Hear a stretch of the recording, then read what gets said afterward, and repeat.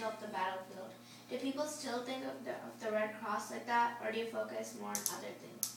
I think probably people don't know that unless they read the history of Red Cross. But that's really how it got started, because so many soldiers were getting left in the battlefield after the war, and nobody was doing anything with them. They were just laying there. And one time she went to a battle scene, and there was 3 days, and they were still just laying there. They had been laying there 3, and they were still alive, some of them. And she just couldn't handle that. And she just started helping people right then. And so that's the part why she got that title or name, you know, Angel of the Battlefield. And so you don't see that as much anymore, especially now, because most of the stuff that Red Cross does in a wartime or something like that will be more behind the scenes. They wouldn't actually run out in the battlefield, you know, and grab the person and run back. Those are medics, and those are army people that do that now, where they didn't have that back then. So. That's pretty much It's all I have. wonderful. That's pretty Is that much it? Okay. Yeah. Well, what made y'all choose Red Cross? Our topic, like the big topic, Yeah. is pretty much anything. Yeah. It was turning It's point turning in points point in in history. So we thought the Red Cross was a really big turning point. Yeah, and it was like at the turn of the century, right? From the 1800s to the 1900s. So can you capture that? You didn't know that. It's a turn of the century as well. Yeah. Really big. Well, the biggest thing that Red Cross helped with, they did something in 1886, I think, in Texas. I think it was either 1886 or 1896. There was a big famine in Texas, and people were dying. Farmers and all those people were dying in Texas, and the Red Cross came in to help food relief.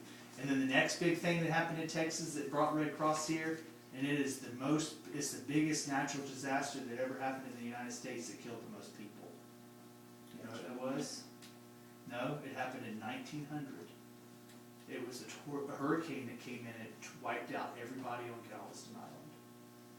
The whole Galveston Island. Yeah, It just came and swept over, and there was nothing. the big flood, The yeah. big flood is a hurricane that came through, and the people they didn't evacuate. They said, "Nah, we'll ride the storm out, no big deal."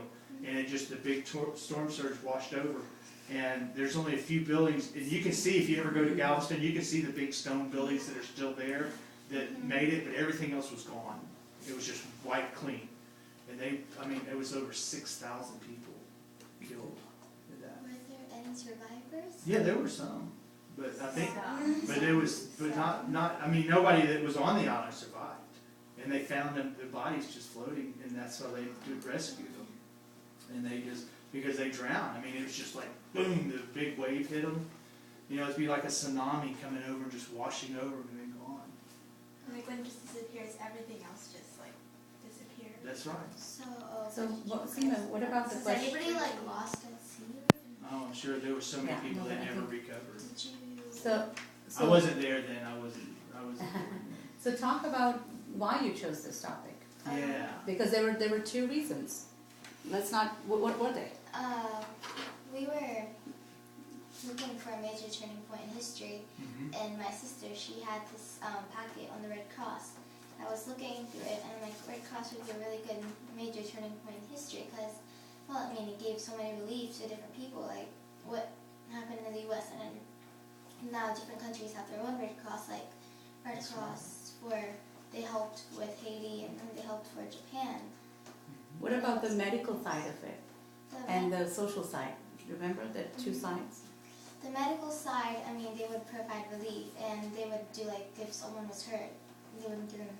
So do you have doctors associated to Red Cross? I think, Absolutely, and Should part we of have- it is with the blood part that Red Cross does, the blood supply, we have to have phlebotomists, which are people, doctors that are experts in blood and stuff.